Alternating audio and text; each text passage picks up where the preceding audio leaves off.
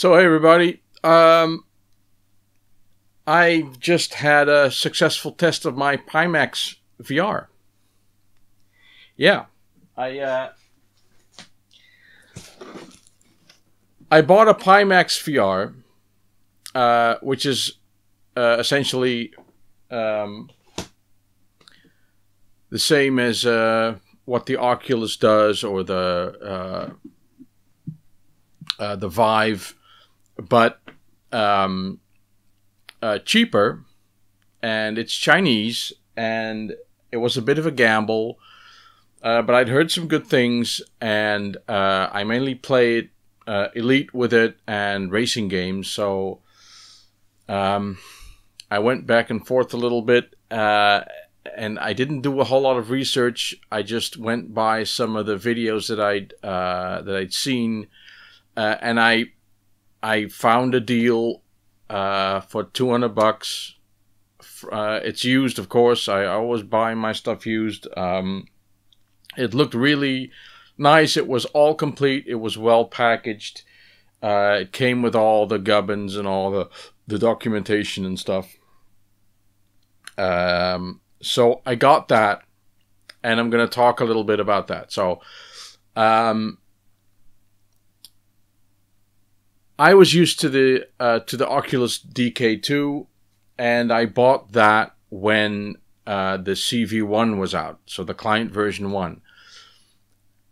And that meant that Oculus had already dropped support for the DK2, which they don't mind reminding you every step of the way that your device isn't supported any longer. So it's kind of a nuisance, but it doesn't matter because it still works. The biggest drawback of the DK2 for me was the screen door effect. Basically, you have a tiny little screen pressed up against your eyes, and you can see the structure of the screen, and it gets in the way because when the resolution, when the text gets really small, the resolution isn't high enough to render the letters very well. So you can read it, but you have to sort of move your head, and then you can sort of read the letters. Apart from that, I was very happy with my DK2. On my setup, however, I used to get whiteouts sometimes, and it just has to do with my video card. And I have the NVIDIA GTX 970, which, this is just my theory, which has 4 gigs, but 4? Yeah, 4 gigs.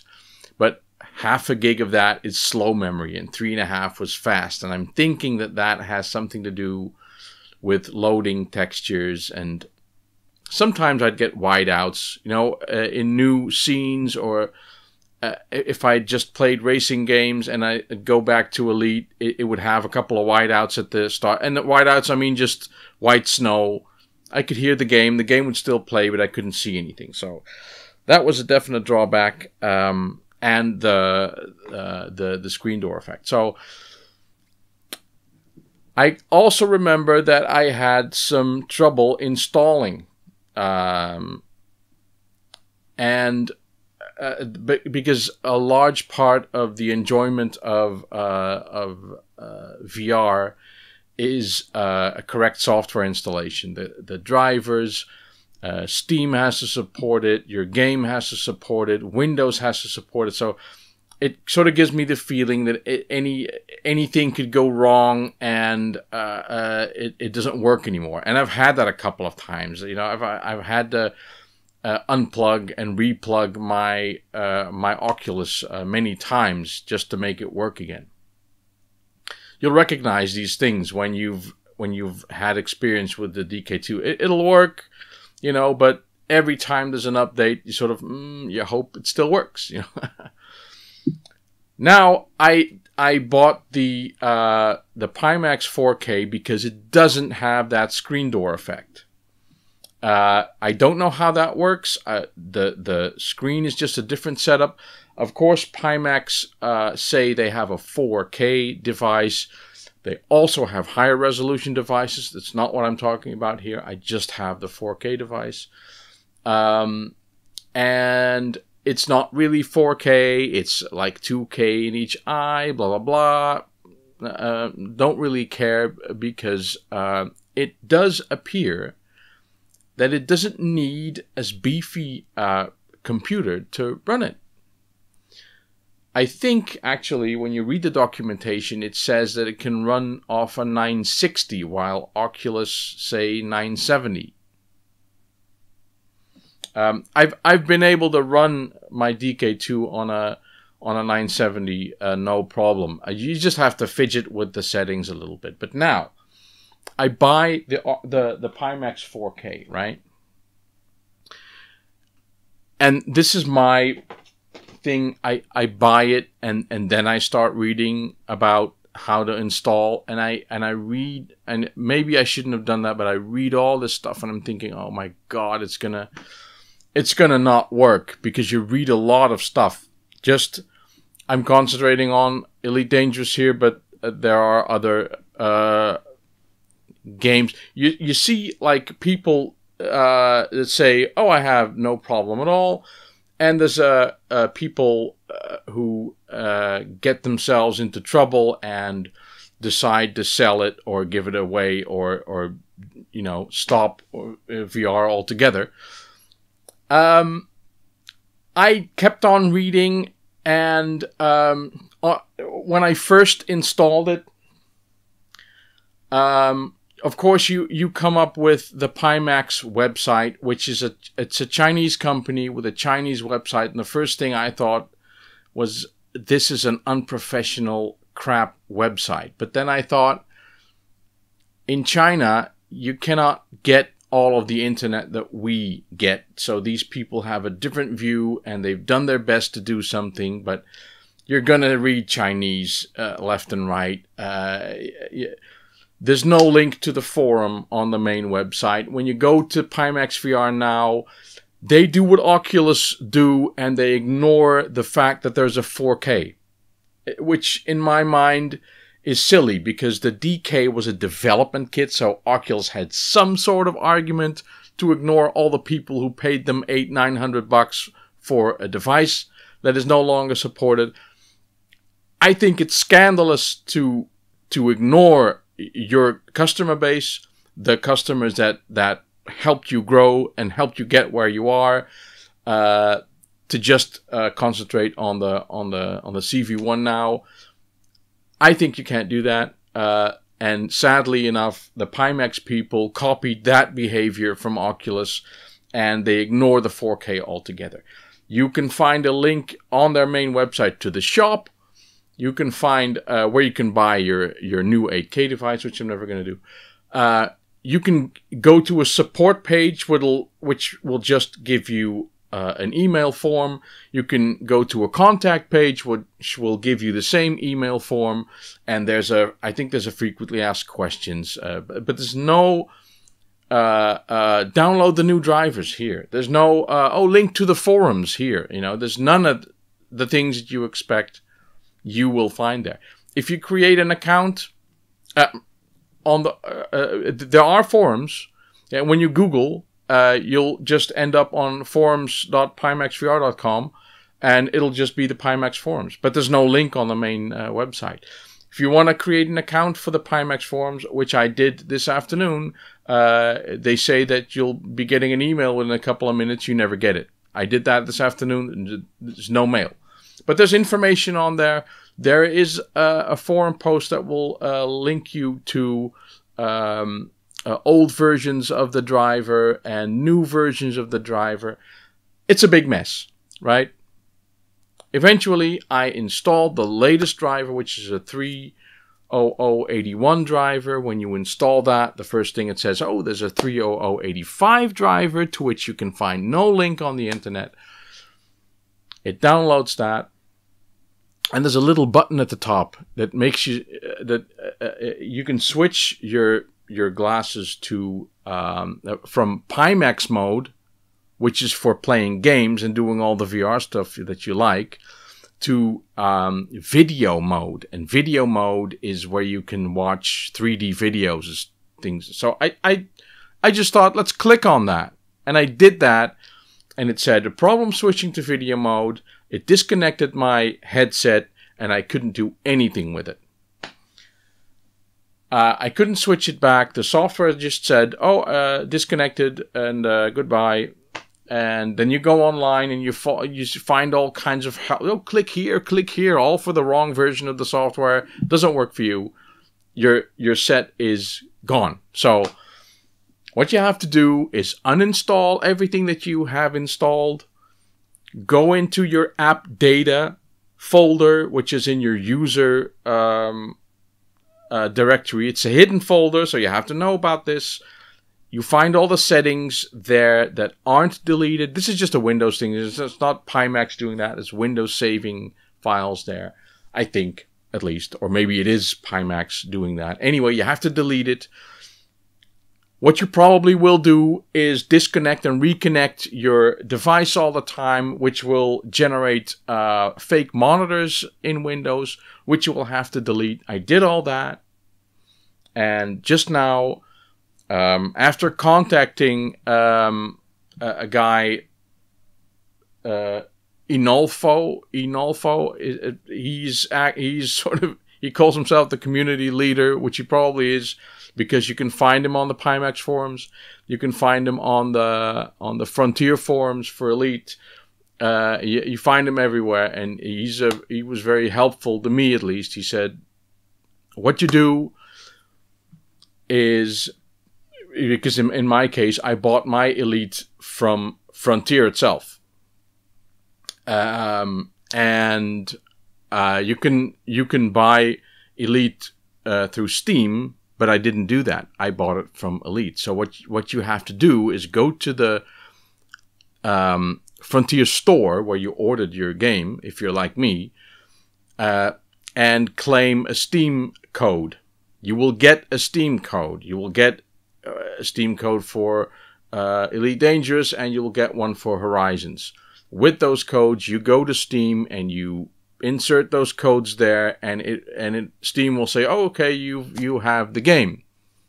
You don't have to install it; you just have to have it there. Then you connect your PiMax to your PC.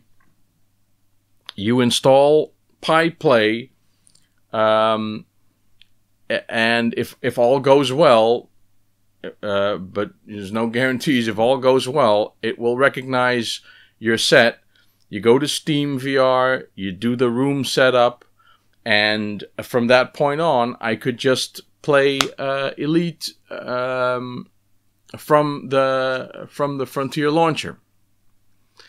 I didn't get sound though. I didn't get sound through my regular headset because apparently it sends all the audio and video data to the HDMI port, and luckily the PiMax has speakers, so I had sound through there, but the PiMax doesn't have a microphone, so for some people that might be a problem. Oh, God. Yeah. Anyway, I played it. I played Elite Dangerous. I just stopped. I just had a little test session. And it's clear as a bell. It has massive ghosting. So when you turn your head, you sort of see a ghost image trailing. And I've heard that there are older versions that have less of that. There may be settings that I may do. The truth is that I probably will just fidget with the settings a little bit to get a little less contrast, a little less color saturation. I will revert to the original Elite colors because for the DK2 I had to have green because that is a better way of displaying text for the DK2. With that, I have no longer the screen door thing. I have a very well performing headset all of a sudden. I don't have any whiteouts anymore. I just went to a landable planet and there was not a moment, there was no hiccups, there was nothing. One more thing that you have to know, though, is that the PiMax does not have positional tracking, which means it will detect your head movements, but if you go forward or if you go left and right, it won't detect that. And in the game, it means that everything goes left and right with you. So in Elite, you're sitting in a chair, and with a DK2, I could lean over my chair and look down and look behind me. With the PiMax, I couldn't look behind my chair, because when I did this, my chair went with me. So I know the stuff there, but I couldn't see it. So, but then Elite, it's not made for looking behind your chair, of course. So I guess I can live with that. The bottom line is, it's not perfect. It has flaws, and it has flaws that are comparable to that of the DK2. Should you spend your money on a thing like this? I don't know. There's always risk involved. There's always risk that with the next version of Steam or the next version of Elite, the thing is going to fall over. I don't know. I know what I'm going to do is that I'm going to pack up my DK2, put it back in its box, which I have sitting over here, because I really don't want to go back to the screen door thing. So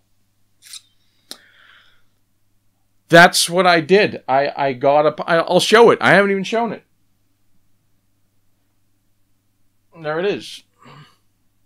Oh, there is my. I have the speakers attached. For comfort, I don't know.